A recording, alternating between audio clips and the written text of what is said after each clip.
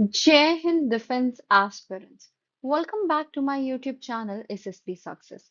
Today we are going to cover a very important GD topic that was asked in 21 SSB Bhopal board, and the topic was based on crime against women. This topic was asked in July 2026. Now, this topic is very important for your upcoming SSB, AFSP in terms of GD, election, and from national and international point of view. So let's get started ahead. देखो आगे बढ़ने से पहले मैं आपको और details बता देती हूँ इन बोर्ड्स की। देखो PPNDT picture was about a boy sitting on a chair with an another person lying on a bed in a room. कुछ ये टैट की इमेजेस हैं जो कि आप देख सकते हो वीडियो को पॉज करके।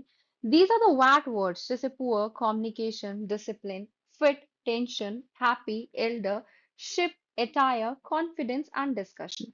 Then these are the other words like discussion, brave, risk, compass, clear, mind, alert, reasoning, competition, success, today, friend, family, leader, hate, ask, safe, crime.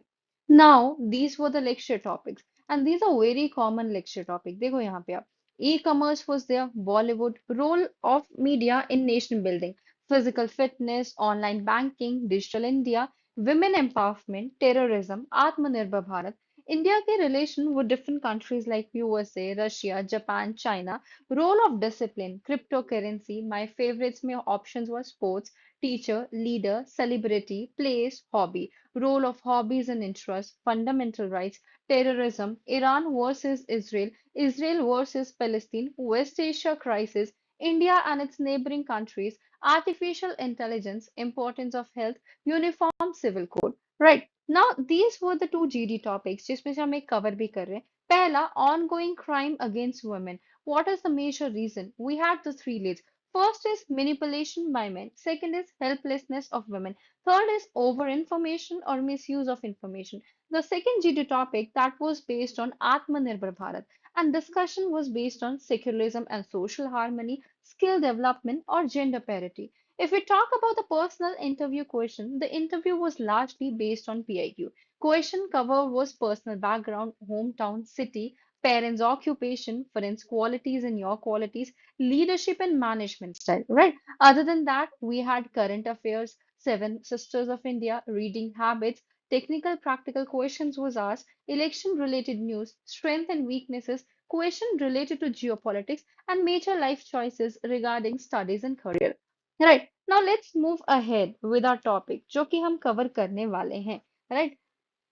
देखो अगर हम इस जीडी टॉपिक की बात करें ये जीडी टॉपिक क्या है आपका ऑनगोइंग क्राइम अगेंस्ट वुमेन क्या इसके पीछे मेजर रीजंस है लीड्स के पास जाने से पहले हम जो है अपना एक कॉन्टेक्स्ट डिस्कस करेंगे देखो सबसे पहली बात ये है जीडी में कभी हम ये तो नहीं कह सकते जो तीन लीड्स होती है ना वो ओवरली कहीं ना कहीं इंटर रिलेटेड होती है तो आपको जिस लीड पर सबसे ज्यादा कंटेक्स्ट करंट या फिर इंफॉर्मेशन पता होती है आप उसी की तरफ चाहिए देखो आज के टाइम पे क्राइम अगेंस्ट वुमेन इंडिया की सबसे सीरियस प्रॉब्लम में से एक है हर साल इवन हर दिन rape domestic violence stalking cyber crimes और वर्कप्लेस हरासमेंट के हजारों केसेस रजिस्टर होते हैं इस प्रॉब्लम के पीछे का कोई एक रीजन नहीं है इसके पीछे social mindset legal implementation technology का मिसयूज सब इक्वली रिस्पॉन्सिबल है राइट नाउ अगर हम बात करें पहले लीड की जो कि बेस्ड है manipulation by main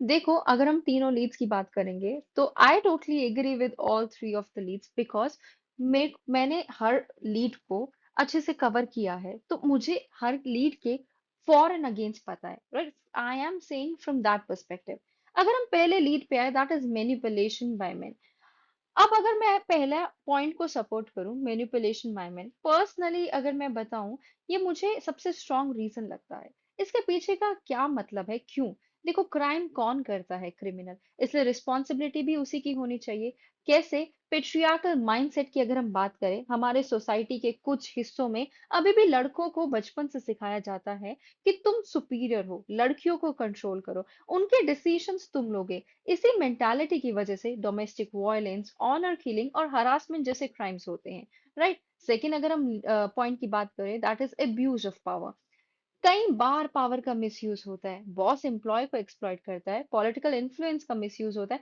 financial pressure create किया जाता है, विक्टिम पावरलेस फील करता है बहुत बार, राइट। तीसरा है इमोशनल मैनिपुलेशन, और ये मेंस के अलावा और कौन अच्छे से कर सकता है। देखो बहुत सारे क्राइम्स ट्रस्ट से शुरू होते हैं, फेक मैरिज का promise, fake love, emotional blackmail, private photos leak करने की धमकी, ये सब मैनिपुलेशन के एग्जांपल्स ही तो हैं।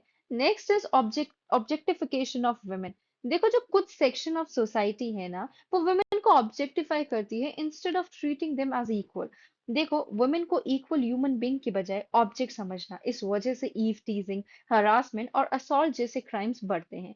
नेक्स्ट क्या है, वीक फेयर ऑफ पनिशमेंट, और ये किस में है, क्राइम करने वालों के अंदर। अगर क्रिमिनल को लगता है पनिशमेंट नहीं मिलेगी तो क्राइम करने की प्रोबेबिलिटी बढ़ जाती है। इंडिया में लॉ स्ट्रिक्ट है, प्रॉब्लम इम्प्लीमेंटेशन की है, कोर्ट में डिले देखने को मिलता है, विटनेसेस हॉस्टाइल हो जाते हैं, और इसी वजह से डेटरेंस कम हो जाते हैं। Next we have is alcohol and drug abuse.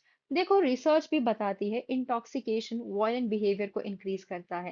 Alcohol खुद क्राइम नहीं करवाती, लेकिन एग्रेशन और पुअर जजमेंट को इंक्रीज जरूर करती है। नेक्स्ट है आपका हेल्पलेसनेस ऑफ वुमेन। देखो अभी हमारा दूसरा लीड है, इस पॉइंट को डिस्कस करते वक्त एक लाइन आप जरूर बोल सकते हो।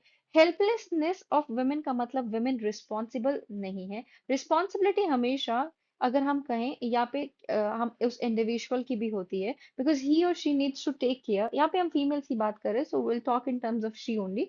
तो उसको भी कहीं ना कहीं देखना पड़ेगा। एक्चुअल सोसाइटी में क्या होता है, वुमेन्स को ही रिस्पॉन्सिबल ठहरा दिया जाता है कि उनके अगेंस्ट क्राइम हुआ है by X Y Z factor. उन्होंने कपड़े वैसे पहनते, उन्होंने वैसे बोला, उन्होंने इंस्टिगेट किया, राइट। सो अगर सबसे पहले लीड की बात करें, that is economic dependence, right.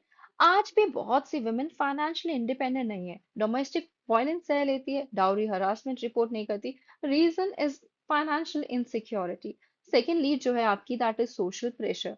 देखो हमारे सोसाइटी में विक्टिम ब्लेमिंग बहुत कॉमन है। लोग विक्टिम से सवाल पूछते हैं, कपड़े क्या पहने थे, बाहर क्यों गई थी। इसी वजह से कई केसेस रिपोर्ट होते ही नहीं है, right. Third lead is based on lack of awareness. यहाँ पे देखिए आप, हर वुमेन को लीगल राइट्स पता ही नहीं होते, हेल्पलाइन नंबर्स पता ही नहीं होती, साइबर सेफ्टी अवेयरनेस ही नहीं होती, सेल्फ डिफेंस ट्रेनिंग नहीं होती। फोर्थ है फेयर ऑफ रिटेलिएशन। देखो क्रिमिनल्स कई बार विक्टिम को थ्रेटन करते हैं, फैमिली को हार्म करने की धमकी देते हैं, एसिड अटैक, कैरेक्टर असैसिनेशन। इस वजह से कंप्लेंट डिले होती है।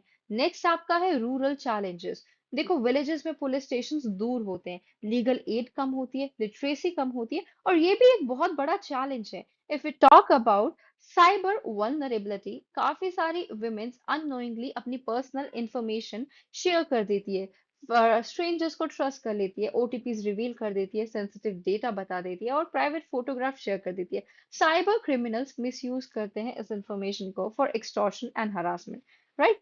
थर्ड लीड जो है आपकी, that is based on misuse of information. देखो आज टेक्नोलॉजी ब्लेसिंग भी है और चैलेंज भी। इंफॉर्मेशन खुद प्रॉब्लम नहीं, उसका मिसयूज प्रॉब्लम है। अगर हम फर्स्ट पॉइंट की बात करें, that is social media over sharing. हम अपनी लोकेशन शेयर कर देते हैं, travel plans, daily routines, phone number. Criminal इसी इंफॉर्मेशन को मिसयूज करते हैं। Second lead is based on cyber crimes. देखो cyber stalking, deep fake, identity theft, revenge pornography, sextortion, ये क्राइम्स रैपिडली इंक्रीज हो रहे हैं। थर्ड क्या है, हार्मफुल कंटेंट। कुछ ऑनलाइन कंटेंट वॉयलेंस और वुमेन ऑब्जेक्टिफिकेशन को नॉर्मलाइज करते हैं, यंग माइंड्स उसे इन्फ्लुएंस हो सकते हैं। Next is fake news, right. आज के टाइम पे फेक न्यूज किसी के रेपुटेशन को डिस्ट्रॉय कर सकती है, मॉब बिहेवियर क्रिएट कर सकती है, ऑनलाइन हरासमेंट इंक्रीज करती है, राइट। देखो एआई एंड डी फेक्स की बात करें, आर्टिफिशियल इंटेलिजेंस का मिसयूज हमें पता है किस एक्सटेंट तक हो रहा है। फेक वीडियोस बना के फेक वॉइस बनाई जा सकती है। ये फ्यूचर का सबसे डेंजरस साइबर चैलेंज बन रहा है। If you talk about weak digital awareness, देखो स्ट्रॉन्ग पासवर्ड्स यूज नहीं करते, टू फैक्टर ऑथेंटिकेशन नहीं लगाते, अननोन लिंक्स ओपन कर देते हैं, इसी वजह से साइबर क्राइम्स बढ़ रहे हैं। Next let's talk about the government initiative. अब जीडी में सिर्फ हम प्रॉब्लम्स नहीं, अगर आपके पास लीड के रिलेटेड कंटेंट खत्म हो जाए तो आप इनिशिएटिव वगैरह भी बता सकते हो। गवर्नमेंट ने काफी इनिशिएटिव लॉन्च किए, जैसे Bharatiya Nyaya Sanhita, domestic violence act, POSH act, POCSO act, mission Shakti, Nirbhaya fund, women helpline 181, emergency number 112, fast track courts. बताइए कि लॉज तो बन गए हैं, अब इम्प्लीमेंटेशन और अवेयरनेस भी इक्वली इंपॉर्टेंट है, राइट? दूसरी अगर मैं आपको बताऊं, देखो पर्सनली मुझे लगता है ये तीन ऑप्शंस के अलावा और भी काफी सारे फैक्टर्स है। कैसे? जैसे पुअर पेरेंटिंग, यहाँ पे देखिए दीज आर मेंशन्ड हियर। जैसे poor parenting, declining moral values, drug abuse, delayed justice, weak policing, poor street lighting, lack of sex education, family environment, ये सब इनडायरेक्टली क्राइम्स को इन्फ्लुएंस करते हैं, राइट?